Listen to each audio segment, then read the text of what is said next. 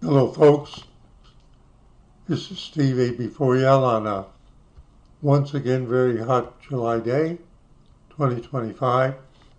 Today is the 16th of July, 2025, and there's a reason. So, nothing in this episode is a promotion nor is a recommendation. Short title here on Slashdot, News for Nerds. Amazon turns 30. Now we're going to interpret what that means.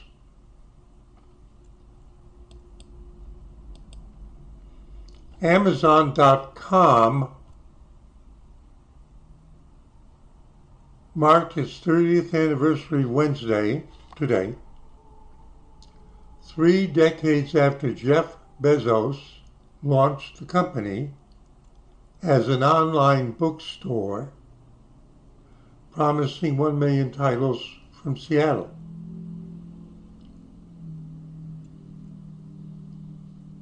The e-commerce giant began in 1995 with Bezos, his then wife Mackenzie Scott, and 7 employees in a garage. Now we all know what it is today. Now why would I even pay attention?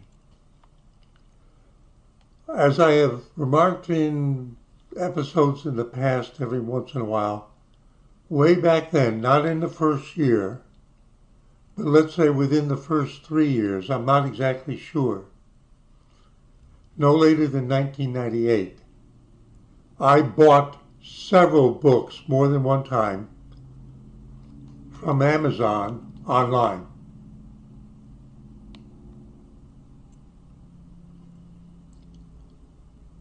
You may look back and see that I told you how I used the very first release of Linux operating system,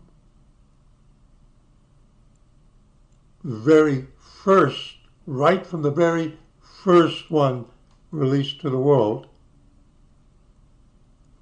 Well, I wasn't the first customer to Amazon, but I was among, in terms of their total history, among the early ones, very early ones, when they only sold books.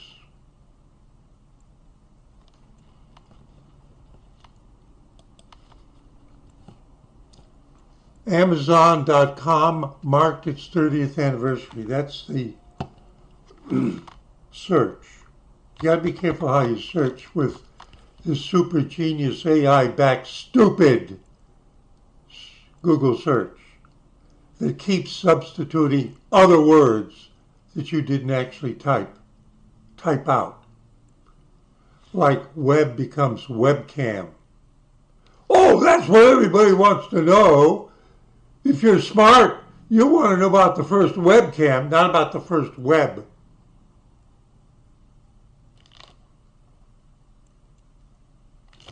So it says July 9th, the KSBY News, Amazon reaches 30th anniversary amid government. Wait a minute, that was last year. What's going on? But then there's the Yahoo, July 4th, 2024, Amazon at 30. What did it say over here? It said Amazon turns 30 and it's 2025. You should already know what the difference is. If you were using computers and the beginnings of the internet and web that far back as I was.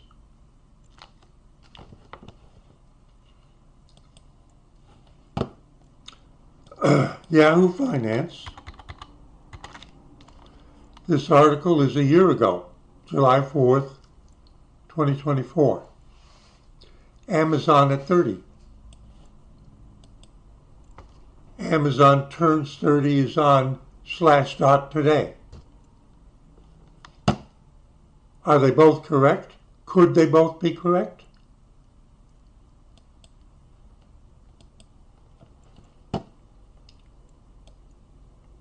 Amazon marks its 30th anniversary on Friday as a $2 trillion company, capping a remarkable rise from the online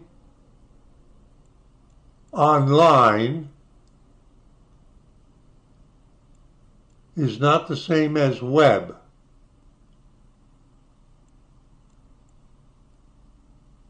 There were message boards that sent things to you, sent text to you that you then would read in a text reading application. Amazon marks its 30th anniversary on Friday.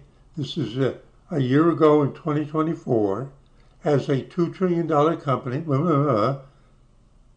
It was founded as, the online bookseller, it was founded as inside a garage in the early days of the internet. Google's founder Jeff Bezos stepped down, blah, blah, blah, blah. Since its foundation as a bookseller, which was my first contact with it, buying a book, the company has grown, blah, blah, blah. It has expanded, blah, da, da, da. It's in web services, but it's all talking about now. It's only the first paragraph that intimates that the 30th anniversary was 26 years ago.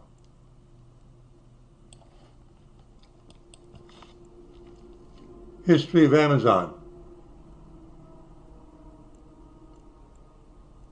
Founded by Jeff Bezos in his garage in Bellevue, Washington on July 5th, 1994.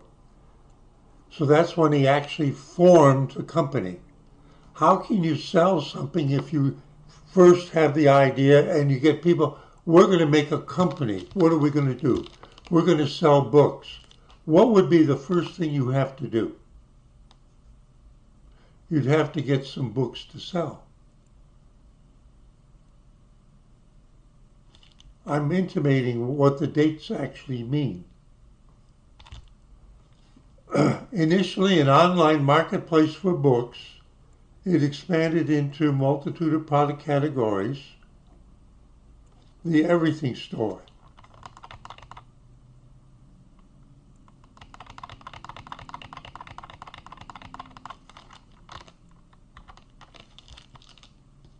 The company was created as a result of what Jeff Bezos called his regret minimization framework to avoid regretting in his old age not having tried to participate in the emerging internet with his own startup. In 1994, Bezos left his job as vice president of some Wall Street firm and moved to Seattle, where he began to work on a business plan that would become Amazon.com. So that's a 38th anniversary also. So it was initially incorporated in Washington State as a Cadabra Incorporated. After a few months, he changed the name to Amazon.com because a lawyer misheard its original name as cadaver, dead body.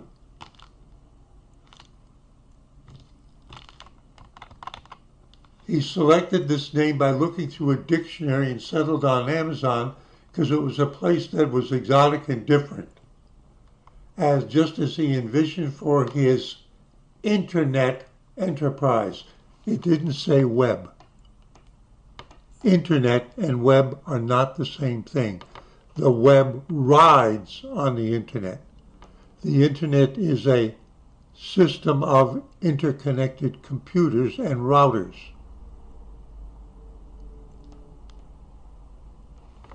The initial internet, ARPANET, was text-driven.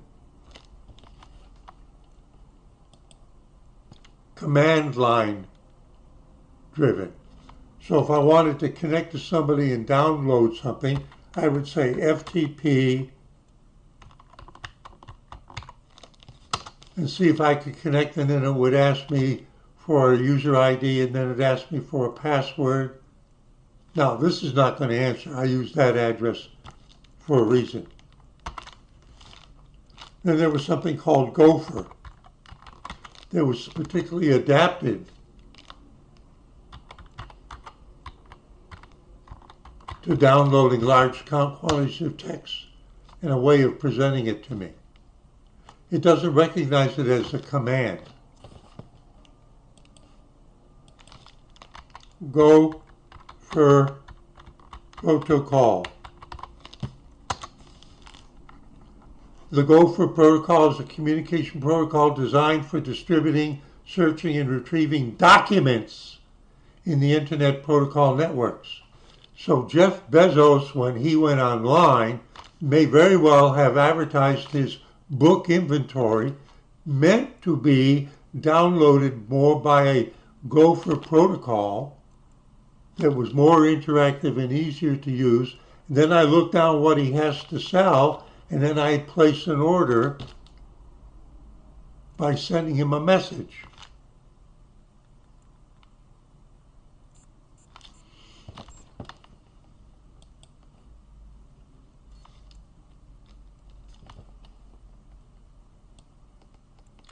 Online bookstore. After reading, this is the first time I'm reading this. After reading a report about the future of the Internet that projected an annual web commerce growth at 2,300%, Bezos created a list of 20 products that could be marketed online. He narrowed the list to what he felt were the 5 most promising, which included compact discs, computer hardware, computer software, videos, and books. He was already selling books. He was buying books from book wholesalers.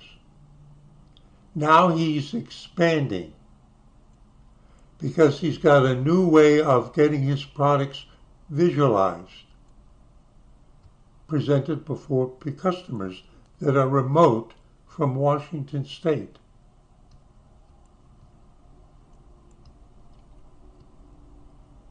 Bezos finally decided that his news business would sell books online because the large worldwide demand for literature, the low unit price for books, his price is $1, he sells for 10. And a huge number of titles available. So potentially it's a huge market if he can list enough books.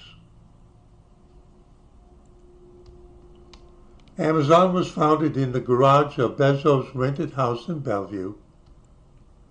Bezos' parents invested almost $250,000 in the startup. On July 16, 1995, now we have the current, today, 30th anniversary date here on this article. This is the first time I'm reading this. On July 16, 1995, which is 30 years ago today, Amazon opened as an online bookseller, selling the world's largest collection of books to anyone with a World Wide Web access.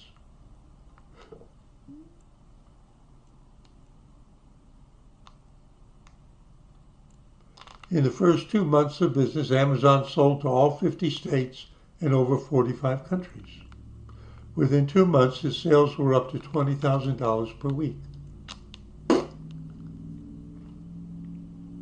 Now,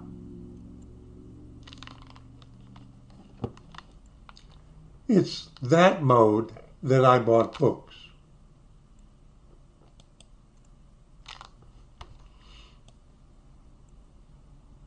Business Insider.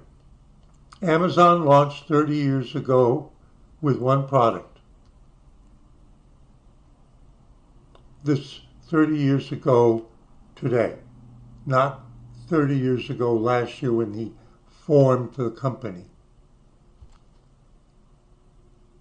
It's now an empire selling everything. And here's a screenshot of what I saw when I went to their World Wide Web page. Doesn't look very fancy compared to what you see today. It's HTML in plain text. It's easy to code. This is what it actually looked like in 1995. So when you put in Amazon.com, this is what you got. Then you had to click on links depending on what you wanted to see and do.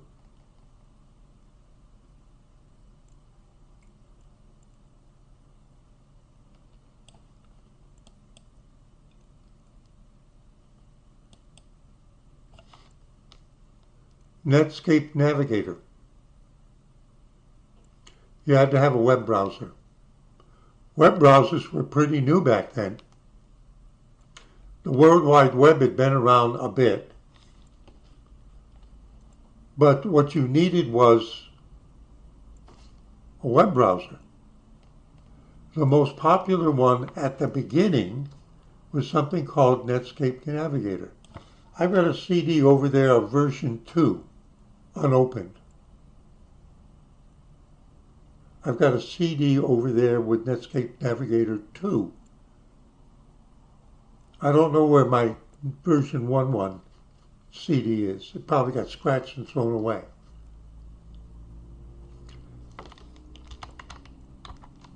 Netscape Navigator, I mean, we're all used to having Chrome and all the... Let's talk about the beginning back when Bezos was doing it. Netscape Navigator refers to a series of now discontinued Netscape line of proprietary web browsers released during the 1990s. It was the flagship product of Netscape Communications Corporation and was the dominant web browser in terms of usage share in the 1990s, but by 2003 its user base was all but gone. It got replaced by Internet Explorer, Microsoft, because that was tied into the Windows operating system. See, Netscape Navigator was, what computer are you on?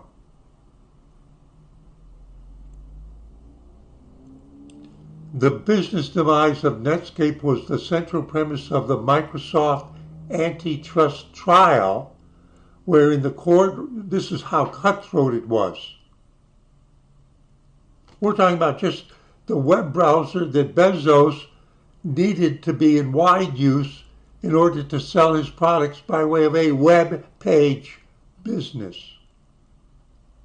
We're talking about the early revolutionary fights to grab it all. I remember this trial. Yeah, the big boy from Microsoft was sitting there before the judge, swearing under his breath. He was warned by the judge on the bench, be careful what you say. It could get really bad for you. Go look it up. He told him, be careful what you say. That's how egotistical some people are. I'm not talking about the judge. The business demise of Netscape was the central premise of Microsoft's antitrust trial, wherein the court ruled that Microsoft's bundling of Internet Explorer with the Windows operating system was a monopolistic and illegal business practice.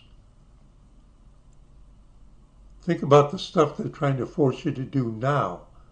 Windows 11, you have to have a Microsoft login account or you can't this and you can't that. Oh, nothing's changed. You think I'm off topic. It's all still going on, folks.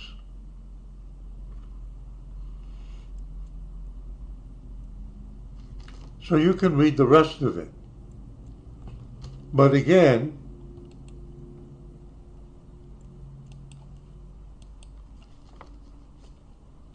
that's what it looked like on Windows. And this was the homepage of wikipedia.org. Welcome to Wikipedia, a collaborative project to produce a complete encyclopedia from Is that the way it looks today? But they're showing it to you on using Netscape Navigator. You see the icon right up here?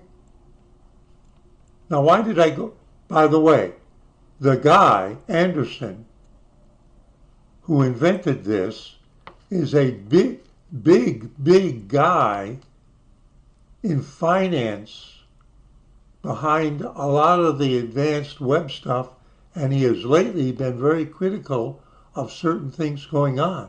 So he started by writing this, and he's still a big shot influencer in a different way in the web world of today.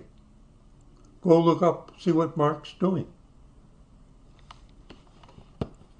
So what I'm doing is I'm showing you the ramifications of what was going on. Now, that wasn't really off track because Bezos couldn't have succeeded without Netscape Navigator. And then afterwards, Netscape Navigator was so effective that it was crushed by Bill Gates personally, Internet Explorer. That required that there be something called a World Wide Web, HTML, a uniform standard for how you would code those pages. And now think of what they said about the initial Netscape Navigator proprietary. They had to find a way of building prettier web pages, that's what I call it, by a standard encoding technique that all web browsers, whoever wrote and invented them, would understand and adhere to and draw correctly, uniformly. Because sometimes when you would go to a page, it would just produce trash. It was confused, I had no idea what. That's the difference between proprietary and an open standard. I'm talking about all the things that had to come together for Bezos to succeed. The vehicle had to be in place. Otherwise, he'd go nowhere. So they talk about him being in the garage and buying books, but the other big half of the story, even in his mind at that time, was the World Wide Web and the interfaces and personal computers.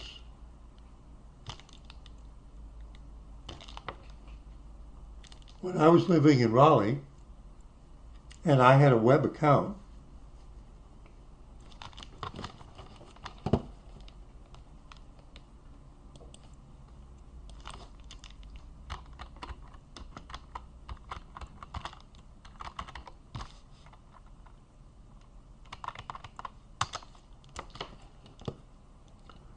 PDP series of computers developed by Digital Equipment Corporation was a line of mini computers that played a significant role in the evolution of computing.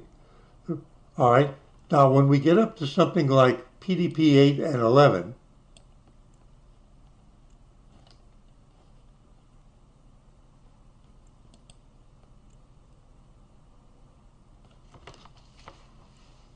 can you see it?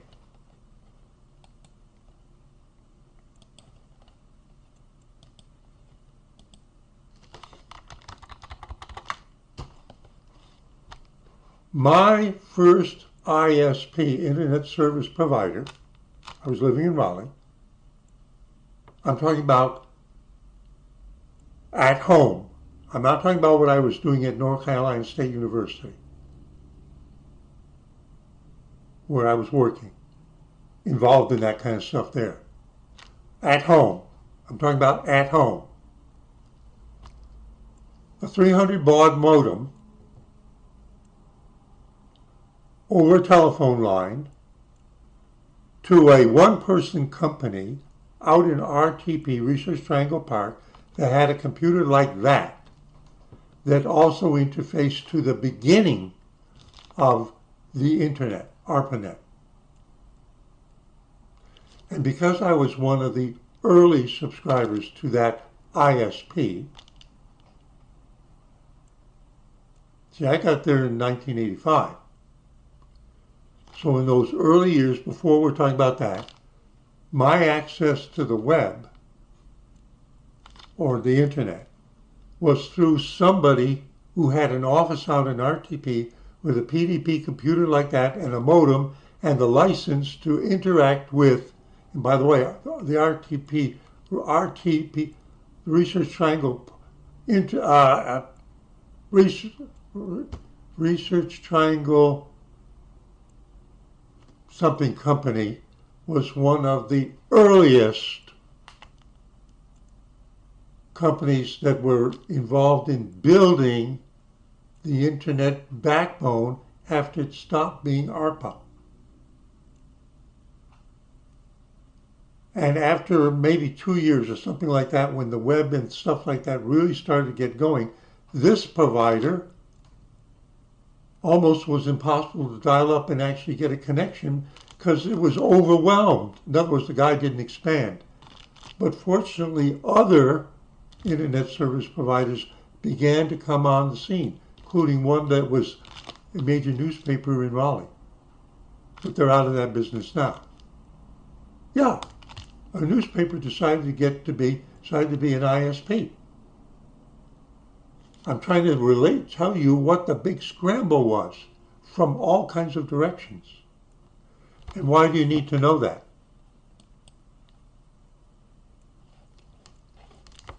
So today, on July 16th, and today is July 16th, 2025, but in 1995,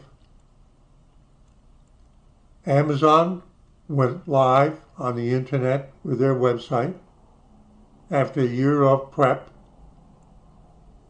into what was actually a fairly chaotic internet and web situation compared to today. And that was the beginning. He was taking a risk. He quit did you catch what he said he was? He was a big damn lawyer. When I lived in Philadelphia, this is a contrast, but it's the same thinking. These are the kind of people I have met in my life. Somebody named Richard Sand.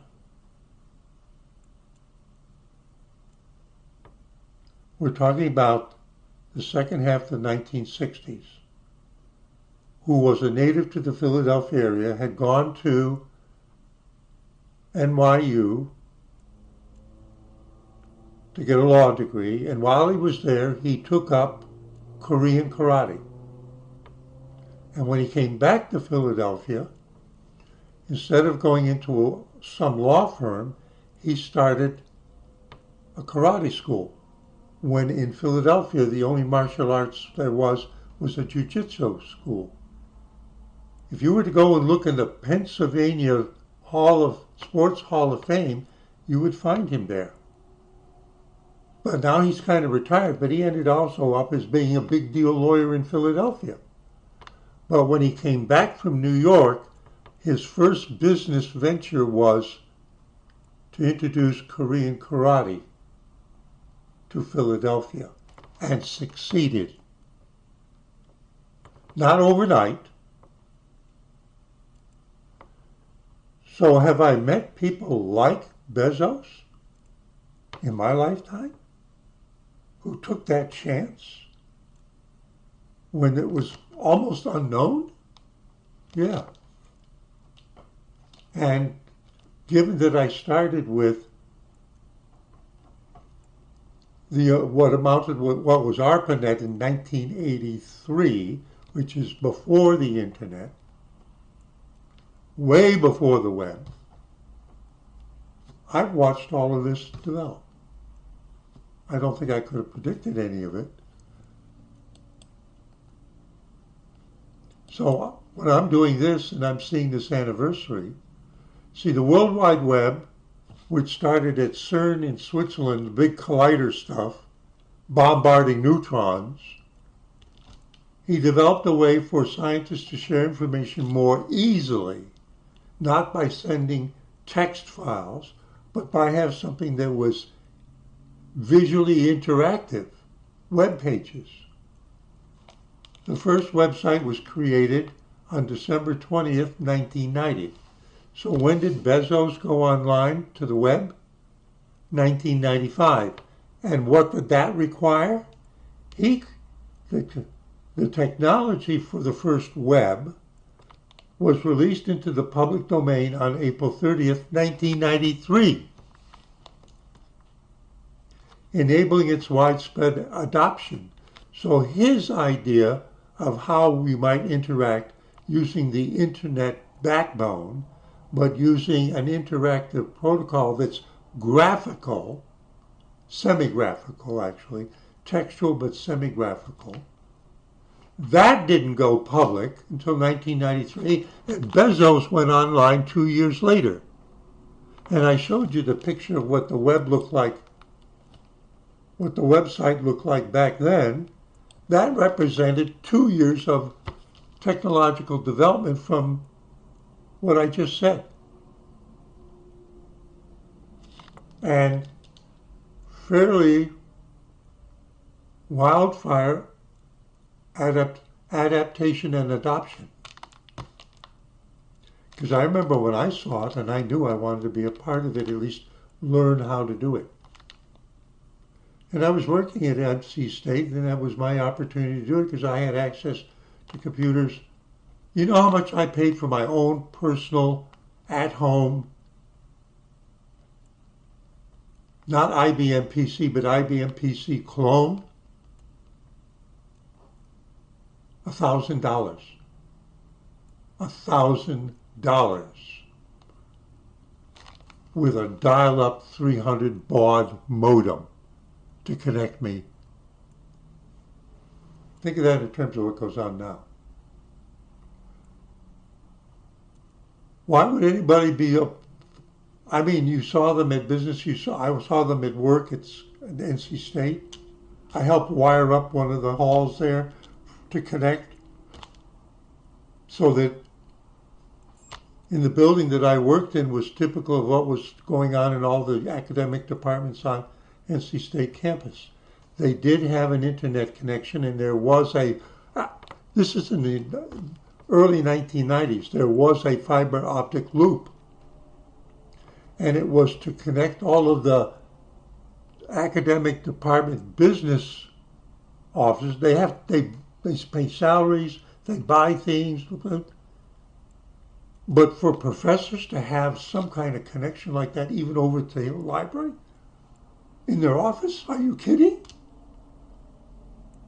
But in the building where I was working, the person I was working with, who was also a ham radio operator, and myself, we wired the building.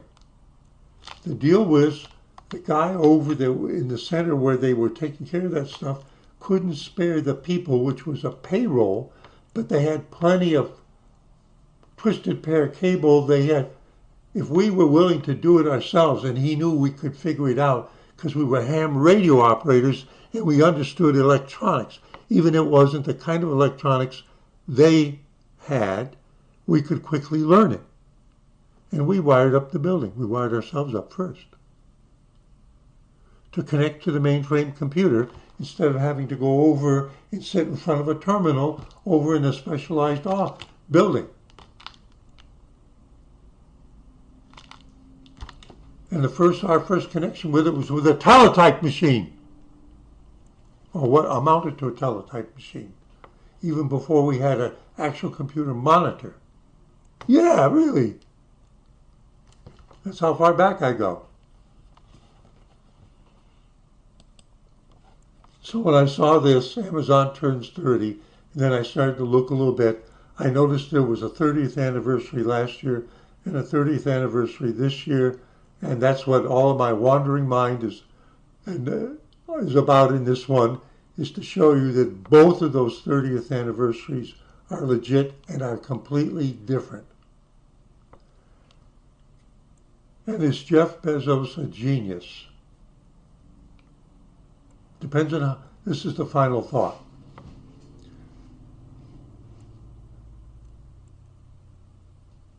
When I see all the people I've known that in some way pioneered something, like I was just mentioning over at NC State, the guy who shepherded us into supplying the materials and giving us permission to wire up the building. And then he promised he would put in a device to connect us to the fiber loop. Had a master's degree, but he was really smart, and he was able to get people like us to kick in and do our part. Cooperation, not money, not paying people, because we wanted it. We would work out how we would do it. He had stuff he could give us to use. It wasn't for us to take home. It was for NC State, but we supplied the technical and the manual labor to do it. A master's degree ended up being the provost for on-campus computing 10 years later. Provosts are usually PhD. And the reason why I told you that is that Bezos had a LLD, law degree, but he used his to something else. And 95% of them failed. Do I think that amongst the ones that succeeded, that a lot of them were just accidents and it didn't matter who would do it? No, I think it really, behind the scenes, even with a high rate of failure, it really, all of them, the reason why they failed was they didn't quite have that extra bit of genius that somebody like Bezos did, that he could actually see the next step when others finally hit the wall and didn't know what to do next. He did. And that's why it's, aside from having something that consumers wanted, that's why he continued to succeed for so long. The 1% of the 1% of the 1%. And I've met people like that. And I've seen the other kind too. And that's not derogatory of them. Because actually, this will be the final thought. Those others that started early and tried to forge their path, tried to forge their success, they became the comparative cases. What do I mean? I think I can think of certain libraries from several different people that I tried to use for programming an interface on a computer. In the end, they're all up to the same thing, but in the end, only one succeeded and one out, and everybody adopted it. And the ones that didn't make it were what I call the comparative cases. You tried this one, you tried this one, and there was a reason why people concentrated on that one, and these all lacked something important or essential. And that's why they gradually faded out, the way Netscape Navigator faded out. Now, wait a minute.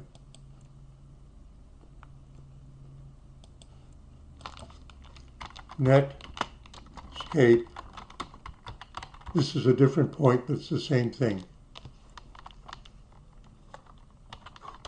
Inventor, here he is, Mark Anderson, that's the way I pronounce it.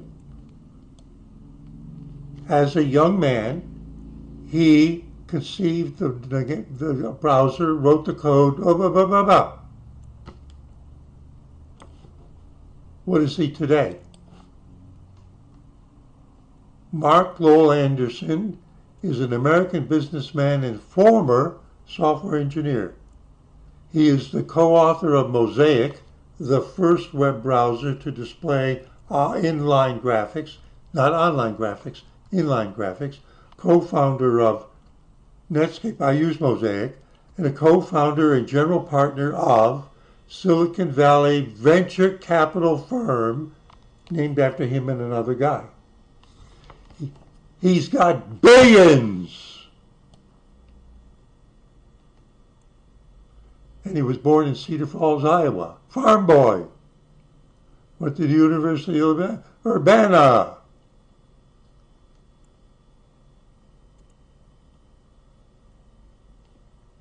Anderson began with an initial capitalization of $300 million. Within 3 years, the firm grew to $2.7 billion. Fund management. His holdings include, go look up how much he's worth today, and his companies are. A programmer. So he switched fields. But he was a pioneer, and he was a pioneer that he got pushed out of what he pioneered by the ruthless tactics of that guy over there at Microsoft. So he succeeded in a different way. As big as, almost, Bill Gates. Go look up how much he's worth.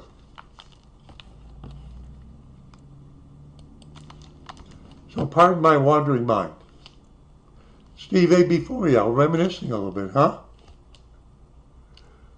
Saying see you at 73.